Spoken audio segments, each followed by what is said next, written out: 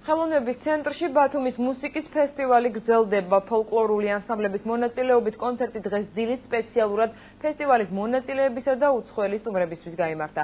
ღონისძიება სპეციალური სტუმრის სტატუსით ცნობილი მევიოლინე და მუსიკალური ფილმების რეჟისორი ბრუნო მონსაჟანი ესწრებოდა, რომელიც დღევანდელი საფესტივალო დღის მთავარი მონაწილეა. ავსტრიელი კრისტიან პაპკეს ვიდეო არქივის ქართულ ნაწილში ბათუმიც მოხდება. დოკუმენტურ ფილმად შეკრულ ქართულ ისტორიას კი საბოლოოდ ავსტრიის წამყვან ტელეარხზე ალფა ტივის ეთერით უჩვენებენ. გერმანულ-ავსტრიული პროექტი საუბრების საზღვრების შესახებ საქართველოში კულტურის სამინისტროს მოწვევით ჩამოვიდა და ქართული კულტურის უკეთ გასაცნობად ბათუმურ ფოლკლორ შოუზე მოხდა. ქართული პოლიფონია ეს არის საოცრება. სიამოვნებით მოვაწყობდი ვენაში კონცერტს ამ ანსამბლის მონაწილეობით. ვფიქრობ, ქართული მრავალხმიანი მუსიკის ეს შედევრები სხვა ეროვნების ადამიანებმაც უნდა მოისმინონ. ქართული ცეკვა ეს სულ სხვა თემაა. ამდენი ენერგია, სიხალისე და მრავალფეროვნება ერთად არაჩვეულებრივია.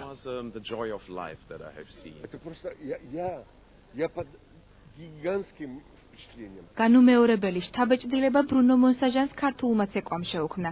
ცნობილი ფრანგი მევიოლინე და მუსიკალური ფილმების ავტორი ქართული ფოლკლორული მუსიკისა და ცეკვის ჰარმონიულობამ მოხიბლა. მონსაჟანი, რომელიც ზღვისპირა ქალაქში სპეციალურ სტუმრად მუსიკის ფესტივალზე ჩამოვიდა, დღევანდელი საფესტივალო დღის მთავარი მონაწილეცაა. უდიდესი შთაბეჭდილებების ქვეშ ვარ. გამოუცა ფოლკლორულმა მუსიკამ, რომელიც სამწუხაროდ არასდროს მქონდა მოსმენილი.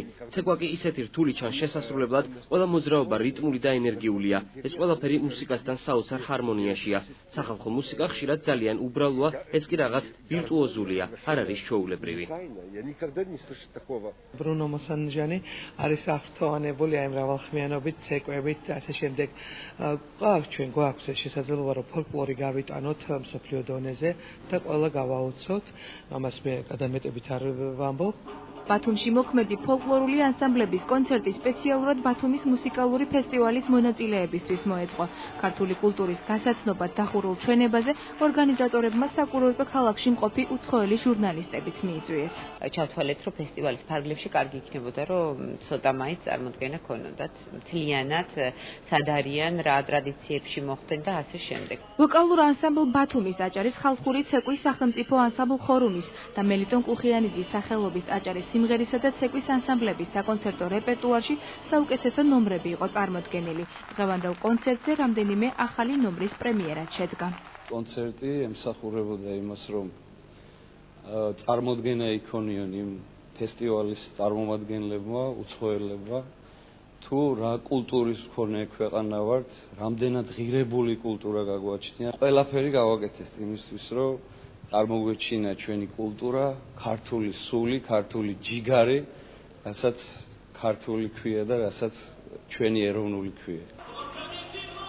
ბათუმის მუსიკალური ფესტივალის მეორე დღე კი ბრუნო მონსაჟანს დაეთმობა.